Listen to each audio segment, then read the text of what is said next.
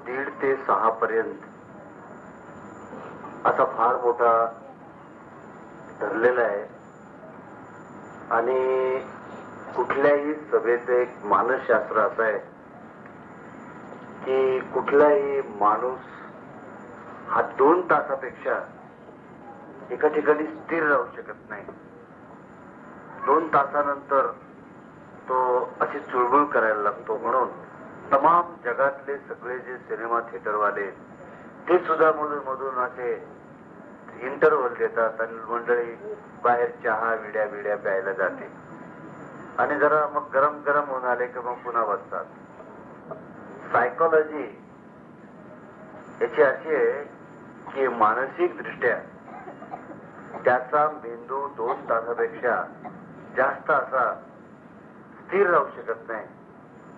आणि मी गेली बरीच वर्ष या विषयाला आव्हान दिलेलं आहे. तुम्हाला आश्चर्य वाटेल की आता वयस्कर होतोय मी, जरा थकल्यासारखं झालंय. पण आता परवा आता पुण्याचे आमचे सेवेकरी असेल त्यांना विचारा, मी सकाळी जे 9ला बसलो होतो ते रात्री जवळजवळ 7 वाजेपर्यंत जवळजवळ मधले 1-2 तास सोडले तर सारखं बोलत होतो. आणि जळगावला इथले जळगावचे आमचे सेवेकरी बरेच आहेत की त्या माहेश्वरी मंगल कार्यालयात 10:30 ते लाईट नव्हते म्हणून आपण सुट्टी घेतली तरी 6:30-7 पर्यंत मी एकटाच नाचता. फक्त मध्ये जेवायला 1 तासभर सुट्टी झाली तेवढी. आणि सुमारे 15,000 माणसातलं एक सुद्धा बाई पोर कुणी सुद्धा असं जास्त हल्लं नाही 1.5 महिन्यापूर्वी. तर मला स्वतःच्या कौतुकाकरता तुमच्या पुढे बोलत नाही, तर सामान्य जडजीव माणसाला त्याचे स्वतःचे जे जीवनातले जे महत्वाचे विषय असतात ते जर आपण हाताळले तर नकळत तो जीव त्या विषयाकडे आकर्षिला जातो आणि त्याला असं वाटतं की बा हे जे चाललेलं आहे हे आपलं स्वतःच प्रतिबिंब आहे. आणि तो आणखीन जास्त त्याच्यामध्ये रमतो आणि त्याला स्वतःला त्याचं भान राहत नाही. आणि ही जी सायकोलॉजी आहे हीच खरी महत्वाची आहे की प्रचार किंवा याची जी माध्यम आहेत, साधन आहेत, ही किती उच्च कनिष्ठ श्रेष्ठ याला महत्व नाही, पण तुम्ही लोकांच्या अंतरात किती समरस होता हा विषय महत्वाचा आहे. आणि म्हणून आपण हा एवढा मोठा जो आपण रोज 1:30 ते 6 हा, तर मी रविवारी जरा बिस्कट सोमवारी जरा थोडं बिचकलो, मंगळवारी मात्र काल काही बिचकलो नाही. किंवा मंडळी काही जांभळ्या देताना उठताना मला दिसली नाही. ते खुणा मला समजतात किंवा आता हे कंटाळलेत, हे जरा थकलेत, तर तसं काही दिसलं नाही. तर तुम्हाला मला एकच गोष्ट सांगायची आहे की 1-2-3 दिवसच, कारण रविवारी तुमचा इथला कार्यक्रम सकाळी 10:30च्या महाप्रसादानंतर संपतो. मग काय शनिवार, शुक्रवार आणि गुरुवार हे 3च दिवस आहेत उद्यापासून. आणि मी तर तुम्हाला काहीच सांगितलं नाही, मला जे काय तुम्हाला सांगायचं आहे ते. त्यामुळे माझ्या पुढे यक्ष प्रश्न आहे की भाई यांचं कुठलाच कोर्स पुरा होत नाही, त्यामुळे आता काय करायचं. तर म्हणून आता आजपासून आपण प्रात्यक्षिक रूपाने काही विषय चर्चेला घेणार आहोत. आणि ते चर्चेला घेताना त्यात जेवढे जास्तीत जास्त मला सांगता येईल तेवढा मी प्रयत्न करू. पण मला शक्य नाही हे मी तुम्हाला सांगतो, कारण मी 7 दिवस 24 तास जरी तुमच्याशी बोललो तरी आपल्या मार्गाची सगळी माहिती तुम्हाला सांगता येणार नाही. इतका तो जगडव्याळ आणि मोठा आहे. तो तुम्ही अभ्यासाने जाण्याचा आहे. पण अर्थात त्याचा दृष्टिकोन समजेल, त्याची तुम्हाला एक अशी लाईन समजेल अंधुक प्रकाश समजेल, पायवाट समजेल आणि यदा कदाचित तुमचा चढण्याचा मार्ग सोपा होऊन तुम्ही कुठेतरी असे खड्ड्यात नक्की पडणार नाही, एवढं तर मात्र मी गॅरंटी घेतो. असो, प्रस्तावना संपली. कार्यक्रम सुरू होण्यापूर्वी आपल्या नेहमीच्या पद्धतीप्रमाणे प्रार्थना म्हणायची असते, ती आपण म्हणूया आणि लगेच कार्यक्रमाला सुरुवात करूया. गुरु ब्रह्मा गुरुर्विष्णू गुरुर्देव महेश्वरा गुरु साक्षात परब्रह्म तस्मै श्री गुरवे नमः.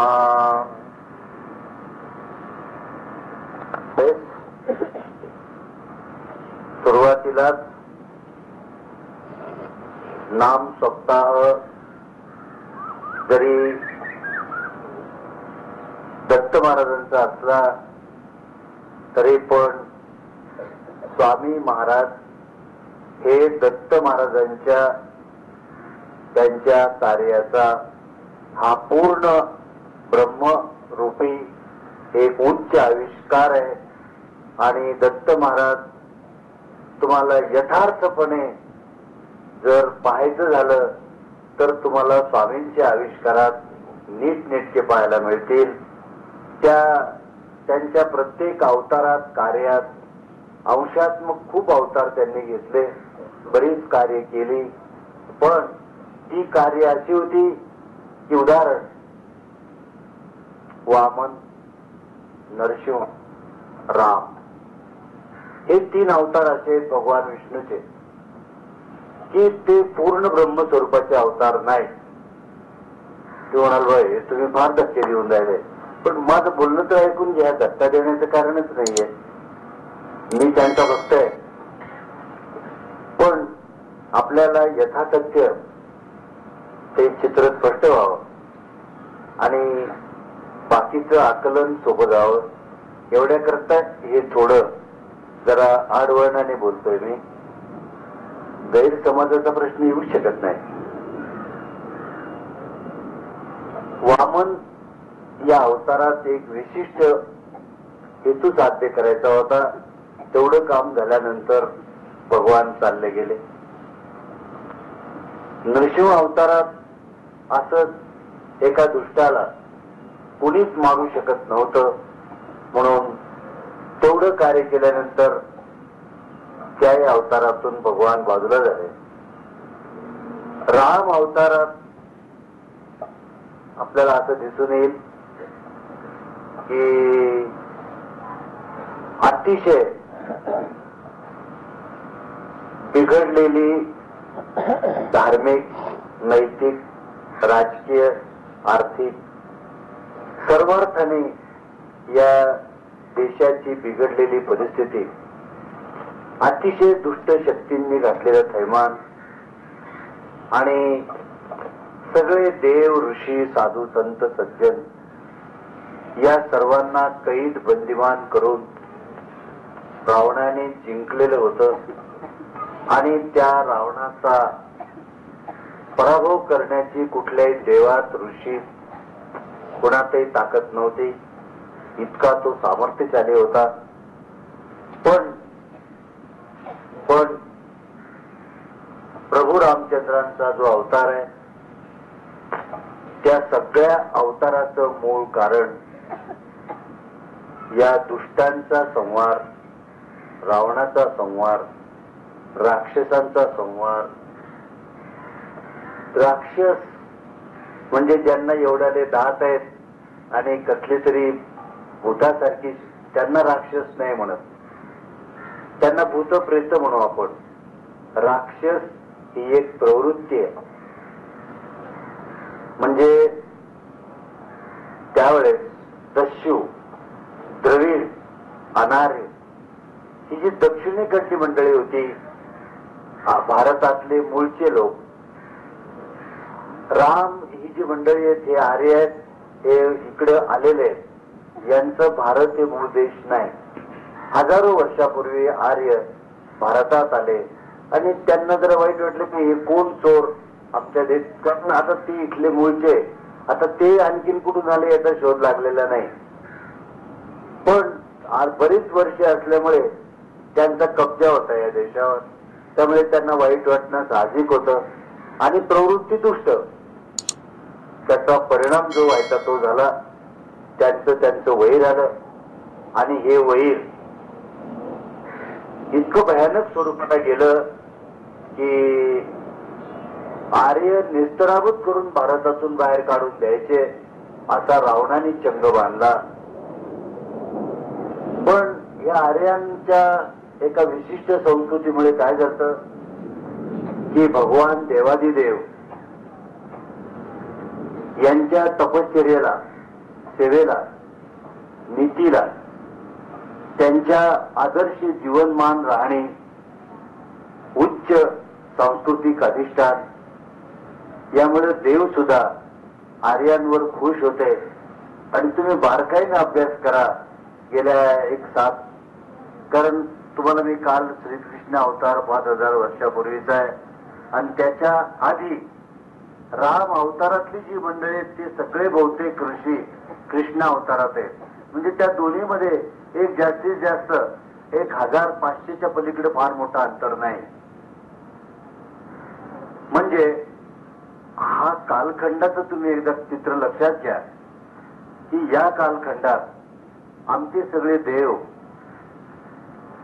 हे आर्यांवर खुश होऊन फक्त भारतातच अवतार घेते झाले. भारत सोडून आसपास पुष्कळ देश आहेत आशिया खंडात. माझं म्हणणं असं की चीनमध्ये आपल्या एखाद्या देवाने अवतार घेतलाय, तिकडं जपानमध्ये घेतलाय, अरबस्तानमध्ये घेतलाय, युरोपमध्ये घेतलाय, अमेरिकेत घेतलाय, असं एक तरी मला उदाहरण सांगा. घेतलेला नाही नाही नाही. मी सांगतो, अहो एखादा, काय सांगायचं तुम्हाला, एखादा संत जरी जन्माला आला असता तरी सुद्धा त्यांनी त्याला देवाच्या वर नेऊन ठेवला असता. पण तिकडे संतही देवा यायला तयार नाही, जायला तयार नाही. तर देव कसले, आणि देवच नाही तर परब्रह्म कसलं? नो नो, नाही नाही नाही. अवतार या कल्पनेचा पुरस्कार. तर त्याप्रमाणे प्रभू रामचंद्र या अवतारात त्यांनी राजधर्म, राजनीती, समाज अर्थशास्त्र, समाजनीती, सामाजिक पद्धती वगैरे कुठल्या याच्यावर त्यांनी विशेष प्रभू रामचंद्रांनी कॉमेंट्स केलेल्या नाहीत. एक अतिशय मर्यादशील उच्च सांस्कृतिक मूल्याला जपणारा आणि नीतीची जी परमावधी आहे तिचा परमोच्च बिंदू गाठणारा असा तो आदर्श एक व्यक्तिमत्वाचा आपल्या समोर एक पुतळा आहे. कारण त्या दोघांनी त्या अवतारात जे नीतिमूल्यांची परमावधी गाठली आहे एवढी नंतर कृष्ण अवतारात पण नाही. आणि त्यानंतर तर बोलण्याजोगं नाहीच आहे, ते फारच वाईट आहे. मग तर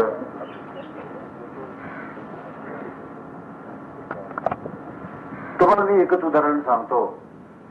भगवान विष्णू आणि लक्ष्मी यांनी जो नीतीचं आदर्श की भगवान श्रीकृष्णाच्या भाषेत सांगायचं म्हणजे दशरथाकडून राजनीतीप्रमाणे एक चूक झालेली होती. आता तुम्हाला म्हणजे माझ्या बोलण्याचा झटका बसेल. मी चूक का म्हणतो?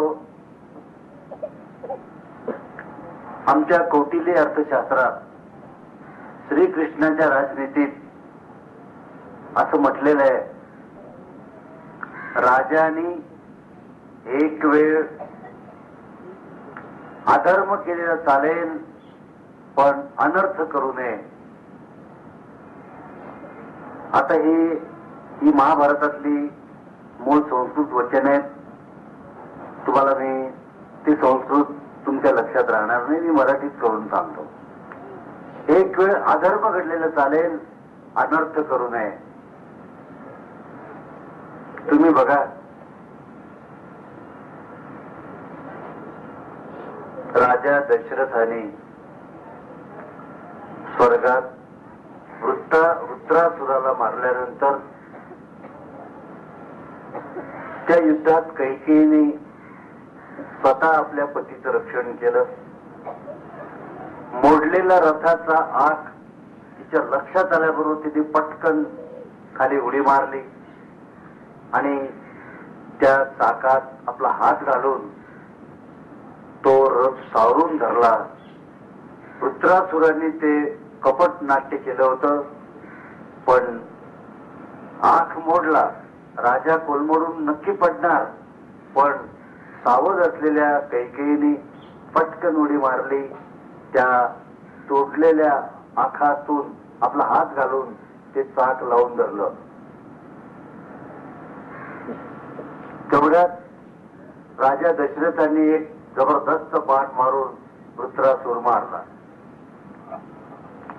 स्वर्गातल्या देवांच्या रक्षणासाठी भूतलावरच्या माणसांनी जाणं ही कल्पना कशीचीच आहे, पण ती भूतलावरची माणसं इतक्या मोठ्या तोलामोलाची होती.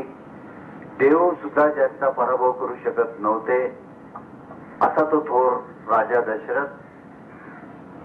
आता इथे भगवान श्रीकृष्णाने ज्याला अनर्थ म्हटलंय, कोणता घडला ते सांगतो तुम्हाला. तर कैकेयीनं हात घातलेला राजाने वृत्रासुराला मारल्यानंतर सगळ्या देवांनी दशरथावर पुष्पवृष्टी घेतली. त्यांचा सगळ्यात मोठा दुश्मन राजा दशरथाने मारला. सगळे इंद्रापासून सगळे देव दैवत सगळे त्याच्या स्वागतासाठी धावत आले. तर राजाला खूप आनंद झाला. तेव्हा त्याला वाटतं की बाईला सांगावं, बघ मी केवढा पराक्रम केला. त्या बरोबरच होत्या. आता पाहतो तर इकडं तिकडं बाई नाही. त्याला वाटलं या हरामखोराच्या बाणाने ही उडवली, कुठंतरी मेली, जाऊ दे, आता काय करणार. तर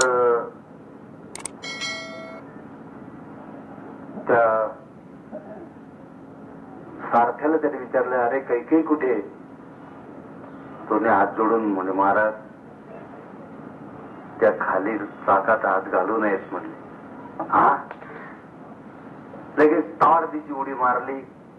बघतो तर ते असा रक्तबंबाळ झालेला आहे हात. आता ते त्याला वेग, ती धाव, ते युद्ध, तो रणसंग्राम. तुम्ही आपल्या मराठी लोकांनी या पिढीतल्या किती डोकं चाललं ते तुम्हाला युद्धच करणार नाही. दुर्दैवाने हे जे 39 वार हे मधलं काही झालं, त्यातलं एक एवढा सुद्धा बॉम्बचा तुकडा आपल्या महाराष्ट्रात पडला नाही.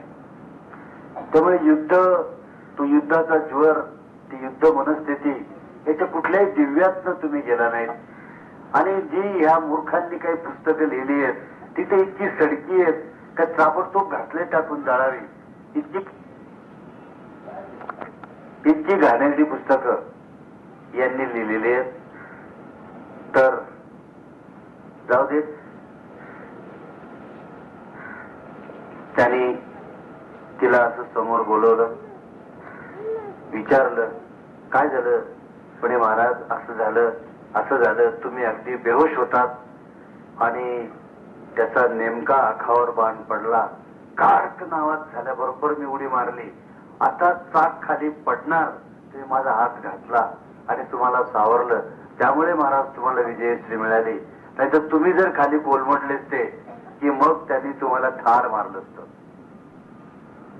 आता तो युद्धातला शूरवीर होता. एक अतिशय आनंद झाला की एवढ्या नाजूक स्त्रीनं मला वाचवलं, शाबास तिची. त्याला खूप आनंद झाला. तो म्हणे, कैकेयी मी तुझ्यावर फार खुश आहे.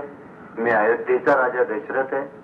आमच्या वंशात जी माणसं आमच्यावर उपकार करतात त्याचं उतराई व्हावं, त्याला सवाई काहीतरी द्यावं अशी आमची परंपरा आहे. त्याप्रमाणे तुला काय मागायचं ते बोल, मी तुला आत्ता देतो. सगळं अयोध्येचं राज्य मी तुला देतो. म्हणून नाहीतरी राज्याची मालकीनच मी, आणखीन काय द्यायचं राहिले म्हणले. मी कुठं चोर आहे म्हणले, राज्य दिलंच आहे म्हणले, मी राजाची राणीच आहे म्हणले, आणखी काय देतात. नाही म्हणले, असं नाही, तू माग म्हणले. तिनं पुष्कळ डोकं चालवलं की आता मागायचं तरी काय आहे सर, काय कमी आहे आपल्याला. तो म्हणे महाराज असं चालेल का. म्हणे कसं, की तुम्ही मला 1-2 वर द्या आणि ते कोणत्या वेळेला काय मागायचं वगैरे ते माझ्या हातात राहील. ठीक आहे, तसाच तू म्हणले. त्याला वाटलं मागून मागून काय मागणार आहे, बाया मागून मागून नवऱ्याजवळ काय मागतात, हे दागिने नाही तर ती साडी, नाही तर तो बंगला, नाही तर ते फ्लॅट, संपला विषय. खेळ काही यांची डोकीच चालत नाही, दुसरं काही मागायला तर काय करतात. तो त्या पेशात होता. भगवान श्रीकृष्णाने या कृतीला अनर्थ म्हटलेलं आहे. कथा तुम्हाला माहित आहे, त्या कथा रामायण महाभारतातल्या तुमच्या पुढे मला ठेवायच्या नाही. एक अतिशय आगळा वेगळा असा विषय की ज्याचा आता आपण जे काही बोलणार आहोत त्याच्याशी जरा सुसंवाद आहे. राजसत्तेने कुठलंही दान देताना असं अनामत खात्यावर द्यायचं नसतं. काय द्यायचं ते ऑन द स्पॉट. तुला 17 गावं इनाम घे, नाही तर तू बैरागी गोसाई हो, तिला ती महाराणी कर. पण असं वायदा मुदत आणि तिच्या इच्छेने असं करायचं नसतं. का, तिने त्याचा गैरफायदा घेतला तर उद्या त्या कोऱ्या कागदावर सही करून दिली आणि तुमची सगळी इस्टेट त्यांनी लिहून घेतली, काय कराल तुम्ही.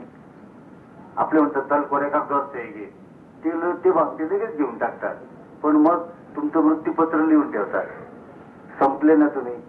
मग हे करणं युक्त की अयुक्त हे ठरवा. हे करणं योग्य नाही. यालाच आमच्या भगवान श्रीकृष्णाच्या राजनीतीत याला अनर्थ म्हटलेलं आहे. तर त्यांचं म्हणणं असं आहे की तुमच्या हातून अधर्म घडला चालेल, अनर्थ जर घडला सगळं संपलं. आणि याचं उदाहरण बाईनी बरोबर राम राज्याभिषेकाच्या वेळी सगळी अयोध्या नगरी रामाच्या राज्याभिषेकात मग्न आहे. सगळे जण त्या आनंदात आहेत. सगळी अयोध्या नगरी आनंदलेली आहे. अशा वेळेला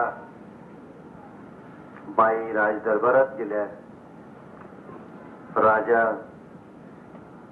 दशरथांना विनंती करते झाल्या की महाराज तुम्ही मला स्वर्गात 2 वर दिलेले याची आठवण आहे. होय म्हणले, मी कसा विसरेन, मला आठवण आहे आणि आज मी अतिशय आनंदात आहे. बाई तुला काय मागायचं ते माग. त्याला काय माहित होतं काही इथं एखादा आता ॲटम बॉम्ब बाहेर पडणार आहे म्हणून. त्याला बिचारायचं ध्यानामध्ये नव्हतं. आणि बाईंनी म्हणजे तुमचे सगळे प्रधान बोलवा, रामाला बोलवा, कौशल्याला बोलवा, सुमित्रेला बोलवा, तुमची सगळी मुलं बोलवा, सगळ्यांच्या संबंधित असं माझं मागणं आहे. ठीक आहे म्हणजे बोलवा रे सगळे. ते जवळपासच होते सगळे. बोलवलं. महाराज माझा वर नंबर 1 राज्य माझ्या भरतास द्यावे, हा वर नंबर 1.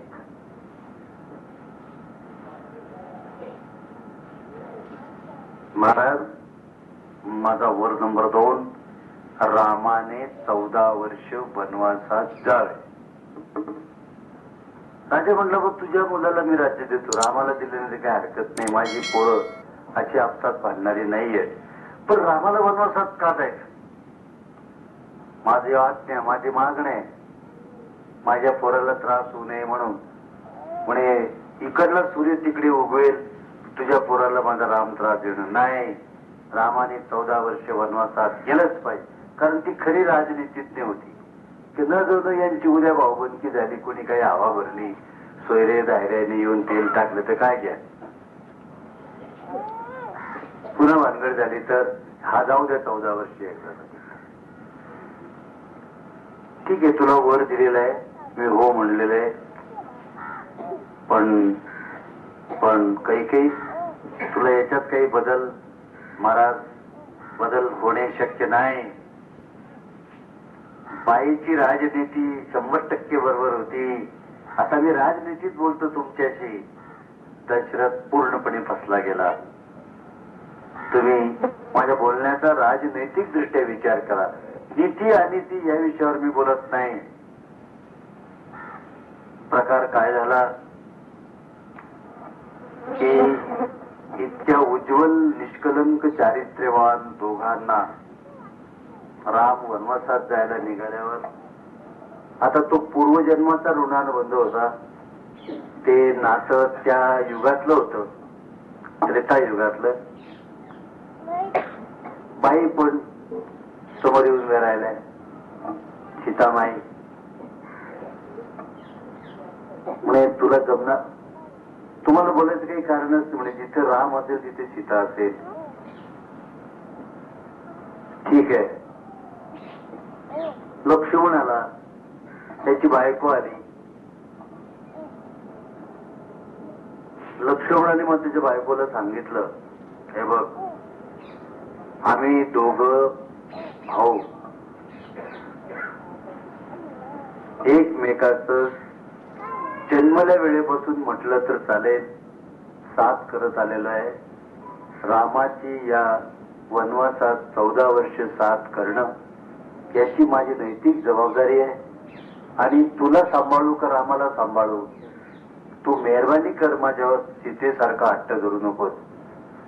सीतेला माझी बोलण्याची, कारण माझं तिच्यावर सत्ता नाही, तुझ्यावर सत्ता आहे. तुला परवानगी नाही माझ्या बरोबर यायची. तुझा परत काहीही विचार न करता हे जण वनवासाला निघाले. कथा तुम्हाला माहित आहे. मला सांगा की स्वर्गात यांना माहितही नाही आपल्या बापाने एक वचन दिलेलं आहे आणि त्या वचनाच्या परिपूर्तीसाठी स्वतः फकिरी पत्करायची आणि त्या बापाचे शब्द पाळायचे. याला तुम्ही काय म्हणणार? आमच्या भारतीय संस्कृतीतला उच्च आदर्श नैतिक मूल्याचं पालन. पण राजधर्म आणि इतर जे धर्म आहेत ते याच्यात साधले गेलेले आहेत. राजांनी वनवासात जायचं नसतं. तो त्या प्रजेचा, अयोध्या जे राज्य होतं, जे सम्राट होता, त्या संबंध प्रजाजनांचा तो एक पालनहार होता, रक्षण करता होता. केवळ त्याच्या आईबापांच्या वैयक्तिक सुखदुःखासाठी किंवा वचनासाठी त्या राज्यावर पाणी सोडून जायचं, याचा तुम्ही सामाजिक, राजकीय, नैतिक, राजनैतिक दृष्ट्या तुम्ही विचार करा की 1 कोटी जनता तिच्या सगळ्या जीवनाशी समरस झालेल्या त्या राजसत्ता, भारतीय राजसत्ता या आजच्या राजसत्ता आहेत त्यातल्या नव्हत्या. त्यांना ना विष्णू पृथ्वीपती, त्याला त्या राजाला विष्णू किंवा आपला परमात्मा अशी जनता मानत होती. आणि त्यांच्या सुखदुःख टाळून आपण वनवासात जायचं हे राजसत्तेला साजेचं होतं का? विचार करा तुम्ही. आणि म्हणून भगवान श्रीकृष्णाने या कृतीला अनर्थ म्हटलेलं आहे. काय झालं? सगळं राज्य 14 वर्ष पोरकं झालं. राजा दशरथ सारखा एक शूरवीर त्या आघाताने मेला. जनता हळहळली. ज्याने शिवधनुष्य मोडून रावणाचा पराक्रम पहिल्या झटक्यात रावणाला त्याची क्वालिटी दाखवून दिली आणि सगळ्या शत्रूंना थरकाप सुटला की हा धनुर्धर आहे, याच्या पुढे कुणी टिकू शकणार नाही. आणि आपला राजा इतका पराक्रमी आहे की राम आहे तोपर्यंत अयोध्येकडं वाकडा डोळा करायची कुणाची ताकद नाही. एवढा आत्मविश्वास जनतेत निर्माण झालेला होता. त्या आत्मविश्वासाला केवढा तडा गेला. केवळ पुढे माझ्या बापाच्या शब्दाला जागणे हा माझा धर्म आहे. इथे व्यवहार, कर्तव्य, धर्मनीती या बाबतीत रामाला 100 मार्क आहेत, पण राजनीतीच्या क्षेत्रात रामाला 0 मार्क आहेत.